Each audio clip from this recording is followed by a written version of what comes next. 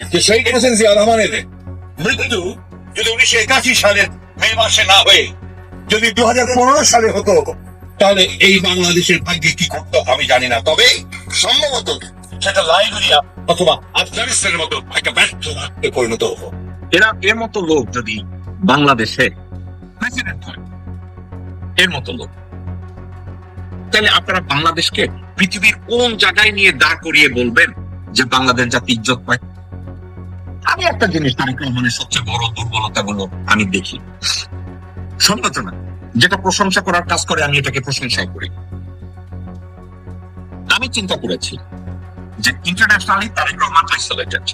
বিএনপির মধ্যে এমন কোন নেতা নাই, বিএনপির মধ্যে রাজনৈতিকভাবে এমন কোন নেতা নাই যারা আন্তর্জাতিক অঙ্গনে মহিমায় কাউকে কোন জায়গায় ইনফ্লুয়েন্স করতে পারে। আমি চিন্তা করে দেখেছি এক্ষেত্রে ডক্টর মোহাম্মদ ইউনূস এবং খলিলুর রহমানের মতো লোকজনরা অ্যাসেট, আসিফ চৌধুরীর মতো লোকজনরা অ্যাসেট। ভাই, যারা যোগ্য তাদেরকে ইজ্জত করতে আমাদের সমস্যা কোথায়? আপনি একা একা চিন্তা করেন, মেজর হাফিজকে যখন প্রেসিডেন্ট করেছে, এটা নিয়ে আমি কোনো মন্তব্য করি নাই। করার পিছনে কারণ একটা, সে ইন্টারিম প্রেসিডেন্ট অথবা এই মুহূর্তে অফিসিয়েটিং প্রেসিডেন্ট।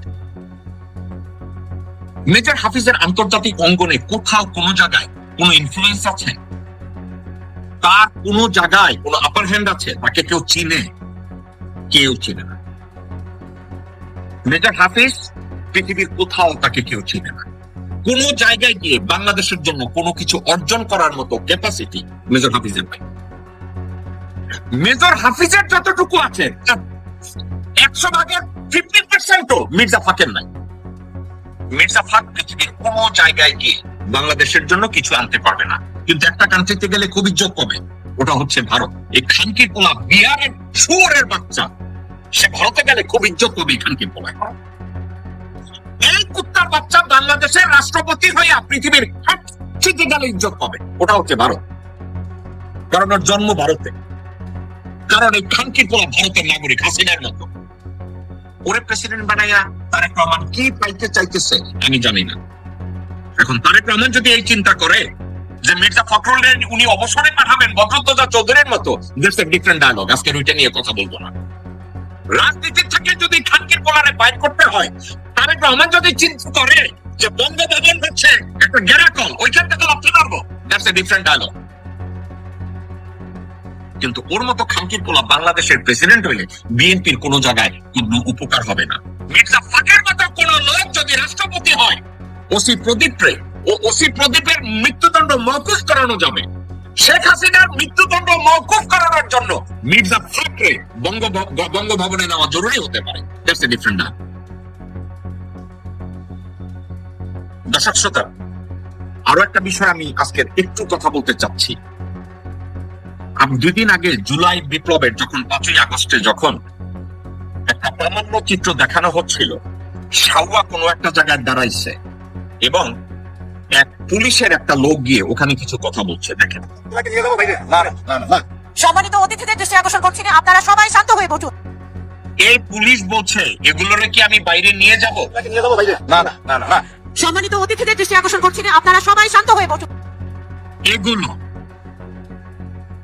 এগুলোকে কি বাইরে নিয়ে যাব? এই পুলিশের এই লোকটা কে? আইজি? ও কি ওর মায়ের পাশা দিয়া গু মুখে নিয়ে জন্মাইছে? কি ছেলে, বিশ্বের ছেলে। যারা প্রতিবাদ করছে তারা জুলাই বিপ্লবী। তোরা যখন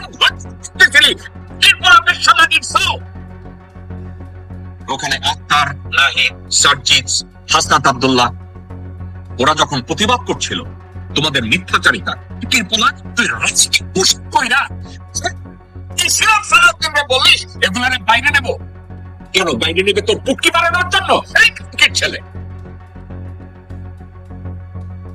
এদেরকে কি করে ইজ্জত করবে? পুলিশের ইউনিফর্ম পরা এই খানকির ছেলেদেরকে কেন ইজ্জত করবে? কি উপলক্ষে ইজ্জত করবে তাদেরকে? আমি কোনো কারণ খুঁজে পাই না। আমি পুলিশের ব্যাপারে আপনাদেরকে আরো একটা ভিডিও দেখাবো, কারণ ভিডিওটা দেখা জরুরি। ভিডিওটা যদি দেখেন আপনারা অনুমান করতে পারবেন আমি কেন ভিডিওটা দেখাচ্ছি।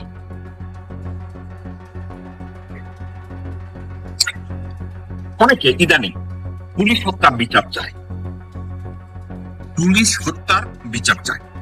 এখন এক পুলিশের ব্যবহার দেখাইছি, আইজি গিয়ে সাউয়ারে কয় এগুলারে কি বাইরে নেব? জনগণের ট্যাক্সের পয়সায় যে ছেলেরা বেতন পায়, সেই বিশ্বাস ছেলে ওখানে সালাউদ্দিন রে গিয়ে বলে এগুলোকে কি বাইরে নেব? উনি যদি কেউ লাথি মেরে রাস্তার মধ্যে মেরে ফেলে আর তারপরে যদি বলে ও হত্যার বিচার চাই, সে বিচার চাইবে ওই ছেলেরা চোখ গুলি করে মারা উচিত। আপনারা কোন পুলিশ হত্যার বিচার চান? যেই পুলিশ জুন জুলাই আগস্ট 24 এইভাবে আমাদেরকে মেরেছে। দেখেন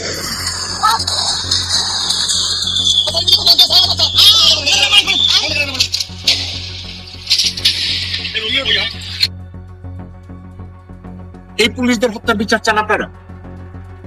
এই মাদার চোখদের যদি সকাল থেকে সন্ধ্যা পর্যন্ত পুটকি মারে, ওদের ডেড বডি যদি কুত্তিয়ে খায়, আমি মিলাদ পড়াব। ওদের হত্যার আবার বিচার কি? এখানকার ছেলেরা পুলিশের ইউনিফর্ম কেন পরছে? মাদার চোখরা, সেই মাদার চোখের ডেড বডি ডিকম্পোজ হবে এবং কোয়ের সাথে মিশাই দিবে। ওদের হত্যার আবার বিচার কি? আমার বিচারটা কিসের? জনগণের ট্যাক্সের পয়সায় বেতন নিয়া, জনগণের অস্ত্র দিয়া, জনগণের বুকে গুলি চালায় এই খানকির ছেলেদের হত্যার আমার বিচার। পুলিশ প্রধানের আইজি বাড়াইছে খানকির পোলা, এগুলোকে বাইরে দেব কেন? বাইরে দেবে তোর বউরের পুত্রকে না তোর পুত্রকে? খানকির পোলা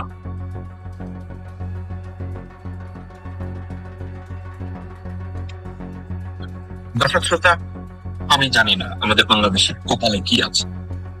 আমি প্রতিনিয়ত এক একটা বিষয় নিয়ে কথা বলি, যেমন আজকে আপনাদেরকে আমি কনক্লুড করি এই বলে যে বাংলাদেশে অতিরিক্ত যে লোডশেডিং হচ্ছে, এটা ইকবাল হাসান মাহমুদ টুকুর একটা ফন্দি, আর্টিফিশিয়াল একটা ক্রাইসিস তৈরি করেছে।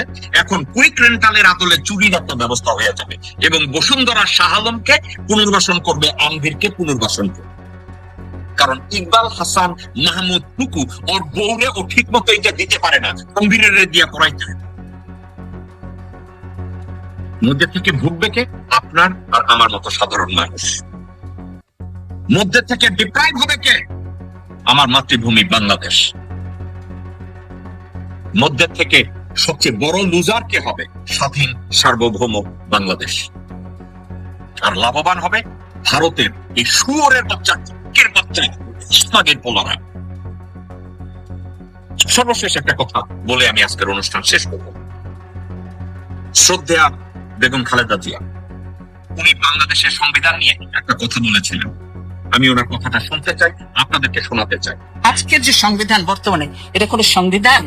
এইটা মনে হচ্ছে যে তাদের বাপের একটা দলীয় একটা গ্রন্থ হয়েছে। এই হলো অবস্থা না।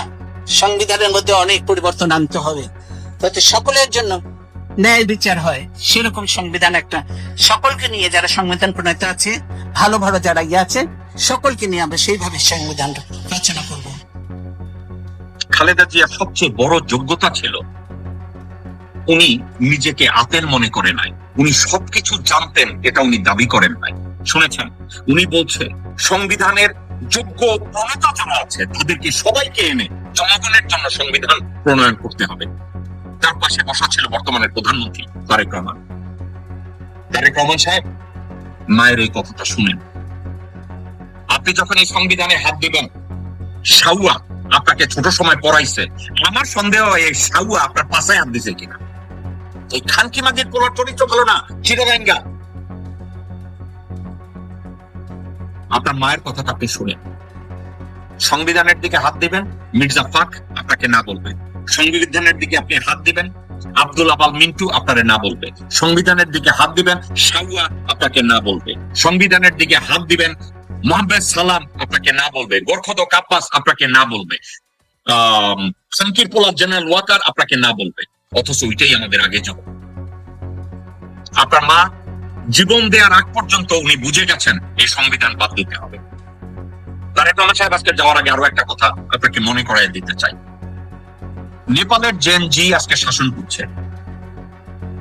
আপনি কি জানেন নেপালের জেএনজি বর্তমান প্রধানমন্ত্রী বালেন শাহ বলছে স্বাধীনতার পর থেকে আজ অবধি যত প্রধানমন্ত্রী এবং প্রেসিডেন্ট বা যারা যারা ক্ষমতায় ছিলেন অনলাইনে তাদের স্থাবর অস্থাবর এবং তাদের আত্মীয় স্বজনদের সবার সম্পদের হিসাব দিতে হবে। মন্ত্রী সচিব জেনারেল কারো ভিআইপি ট্রাভেল পাস দেয়া হবে না এবং নেপালের প্রত্যেকটা আইনকে রিভিউ করা হবে।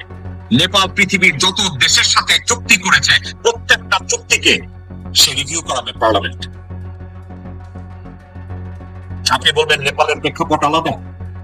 আপনি একটা প্রেক্ষাপট তৈরি করেন না, আপনার চারপাশে যেসব খানকির পোলা টোকাইদের বসায় রাখছেন এরা আপনার এই বিপ্লব শেখাবে না, এরা আপনাকে দেশটাকে স্টেবিলিটি কিভাবে আনবে এটা শেখাবে না। এরা কি শিখাবে জানেন?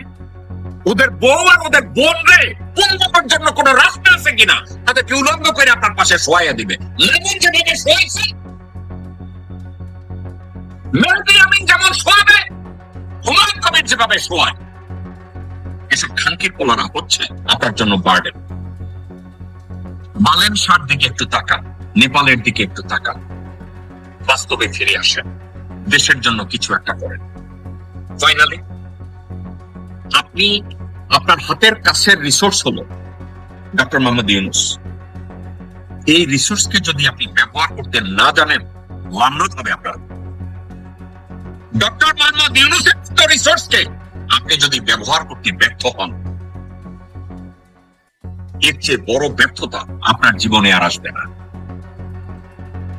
ডক্টর মোহাম্মদ ইউনূসের সাথে বাবা ছেলের সম্পর্ক তৈরি করেন, বাংলাদেশটাকে গড়ে যান,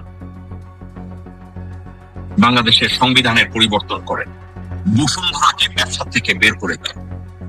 বসুন্ধরার মতো ব্যবসা প্রতিষ্ঠান আমাদের দরকার নাই। সালমান রহমানের ব্যাকসিনকোর মতো ব্যবসা প্রতিষ্ঠানের আমাদের দরকার নাই। ভারতের সাথে ব্যবসা যারা করে তাদেরকে আউট অফ দ্য মার্কেট করে।